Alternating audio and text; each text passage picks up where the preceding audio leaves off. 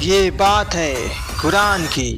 اے محمد کے ماننے والوں، کہو اپنے نبی سے کہ اس پہاڑ کو سونے میں بدل دیں اور اس معجزے کے جواب میں ہم ایمان لے آئیں گے۔ یہ بات ہے اس انسان کی جس نے اللہ کے نبی کو حسن اور مال سے خریدنا چاہا۔ خرید لیں گے آپ کو، کر لیں گے سودے بازی مکہ کی خوبصورت عورتیں اور مال دے کر۔ بالکل، ضرورت پڑی تو انہیں اپنا سردار بنا لیں گے۔ یہ بات ہے اس رات کی جب توحید اور شرک کو ایک کرنے کی کوشش کی گئی۔ خوش آمدید محمد، آپ کے پیغام سے ہم سب کا دل روشن ہو گیا ہے۔ ہاں بالکل، آپ نے ہم سب کو صحیح راستہ دکھایا ہے، اور اسی وجہ سے آج ہم آپ کے لیے ایک پیشکش لے کر آئے ہیں، ایک سمجھوتا۔ یہ بات ہے سورہ کافرون کی۔ چاروں کلوں کو کل ہی کیوں کہا جاتا ہے، اور کیا ہے سورہ کافرون کے نازل ہونے کے پیچھے کی کہانی؟ جمال، پیغمبر کے کل اعلان حق لگتے ہیں، مجھے ڈر ہے کہیں ہم برباد نہ ہو جائیں۔ یہ خوف مجھے بھی ستاتا ہے۔ اور کون تھے یہ لوگ جنہوں نے اللہ کے نبی کے ساتھ سودے بازی کرنے، انہیں ڈرانے، حتیٰ کہ انہیں جان سے مارنے کی کوشش کی؟ ہماری تمام کوششیں ناکام کر دی محمد نے۔ اب آپ کے قتل کے علاوہ کوئی اور راستہ نہیں۔ یہ کام کرے گا کون؟ اور سب سے زیادہ امپورٹنٹ، 1400 سال پرانی اس سورہ کا کیا کام ہے ہماری زندگی میں؟ اعوذ باللہ من الشیطان الرجیم، بسم اللہ الرحمن الرحیم، قل یا ایہا الکافرون لا اعبد ما تعبدون۔ اسکالر کہتے ہیں کہ سورہ کافرون مکہ کے اس دور میں نازل ہوا جب مکہ کے سردار اپنے ہر ظلم، ہر چال کے باوجود ناکام ہو گئے۔ 4 دن سے تیرا یہ حال ہے، اب تو بول دے کہ عزا تیرا خدا۔ یہ قبیلوں کے سردار ایمان لائے ہوئے لوگوں پر ظلم کرتے ہیں، ان کے سینوں پر پتھر رکھتے ہیں، ان کے جسموں کو آگ سے دہکاتے ہیں، یہاں تک کہ انہیں اتنا پیٹتے ہیں کہ ان کے جسموں سے گوشت نکل آتے ہیں۔ بتا، کیا تو اب بھی نبی پر یقین رکھتا ہے؟ بول مردود۔ بلاؤ اپنے اس اللہ کو۔ ہر کوشش، ہر ظلم کے باوجود بھی جب مسلمان اسلام کی راہ سے نہیں ہٹے، تب مکہ کے سرداروں نے اپنا رخ بدل لیا۔ انہوں نے فیصلہ کیا آخری نبی محمد صلی اللہ علیہ وسلم کو خرید لیں گے۔ ہماری ہر چال بیکار ہو گئی، ہم نے انہیں شاعر کہا، دیوانہ کہا، سمجھ نہیں آتا اب کیا کریں۔ سب بیکار۔ عقل مندی اسی میں ہے کہ ہم انہیں حسن اور پیسوں کے دم پر خرید لیں۔ صحیح کہتے ہو اتبا، خرید لیں گے آپ کو مکہ کی خوبصورت عورتیں اور مال دے کر۔ بالکل، ضرورت پڑی تو انہیں اپنا سردار بنا لیں گے۔ خرید لیں گے۔ لیکن مکہ کے سرداروں کی یہ کوشش بھی بیکار ہو گئی۔ جسے اللہ نے کوثر عطا کر دی ہو، اسے کیا ہی کوئی خرید سکتا ہے۔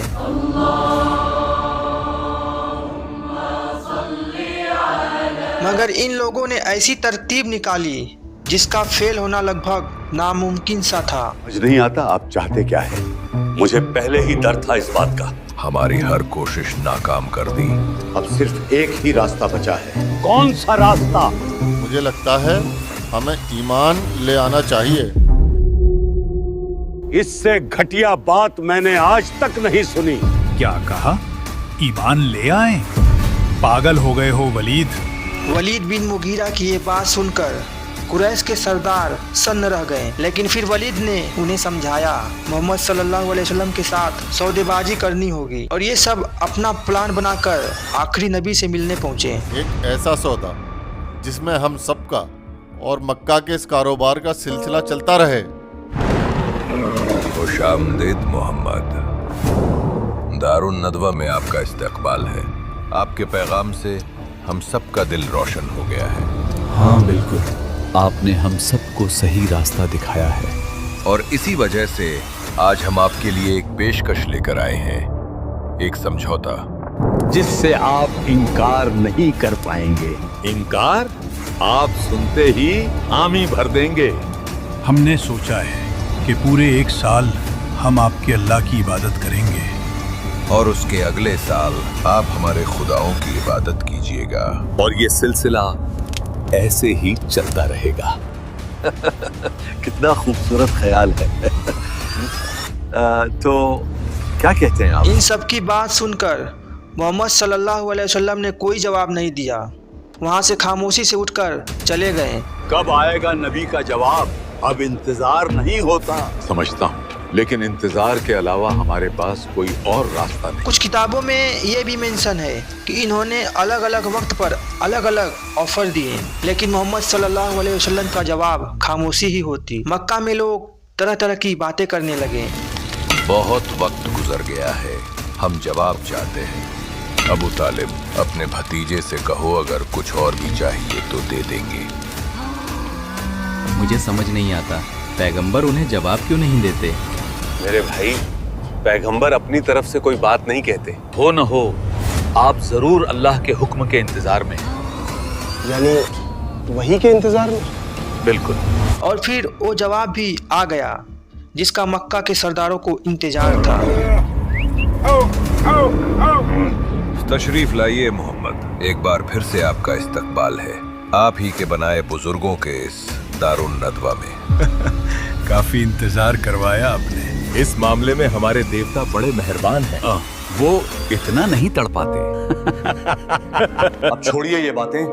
सही कहा। आप तो ये बताइए, क्या सोचा? सोचना क्या था, आखिरी नबी ने उन्हें वो जवाब दिया जिसका हुक्म अल्लाह ने उन्हें दिया था। ये जवाब था सूरह काफिरून। अबू तालिब, हंगामा मच गया है। पैगंबर ने सरदारों को काफिर कह दिया है। क्या? ए पैगंबर सल्लल्लाहु अलैहि वसल्लम, कह दो कि ए काफिरो, जिन बुतों को तुम पूजते हो उनको मैं नहीं पूजता, और जिस माबूद की मैं इबादत करता हूँ उसकी तुम इबादत नहीं करते। तुम्हारे लिए तुम्हारा रास्ता, मेरे लिए मेरा रास्ता। ये जवाब सुनकर कबीलों के सरदार आग बबूला हो गए और वो जोर से चिल्लाए, ये पेशकश ठुकराकर जलील किया है आपने। देखते हैं आप कब तक इस बात पर रहते हैं। अच्छा नहीं किया आपने, ये जवाब नहीं, तमाचा है बुजुर्गों के मुंह पर। बेशक यह सूरह उन सब काफिरों के मुंह पर एक जोरदार तमाचा थी, एक ऐसा तमाचा जिसमें तौहीद और शिर्क के दरमियान एक ऐसे लकीर को खींच दिया गया जिसे कयामत तक मिटाया नहीं जा सकता। बॉयकॉट करना होगा आपका और आपके मानने वालों का। अबू अरवा, वो सूरत तो सुनाओ जो नबी पर नाजिल हुई थी। अऊज़ु बिल्लाहि मिनश शैतानिर रजीम, बिस्मिल्लाहिर रहमानिर रहीम। कुल या अय्युहल काफिरून ला अअबुदु मा तअबुदून वला अंतुम आबिदून मा अअबुद वला अना आबिदुम मा अबदतुम वला अंतुम आबिदून मा अअबुद लकुम दीनुकुम वलिय दीन। तो ये था सूरह काफिरून के पीछे का वाकया।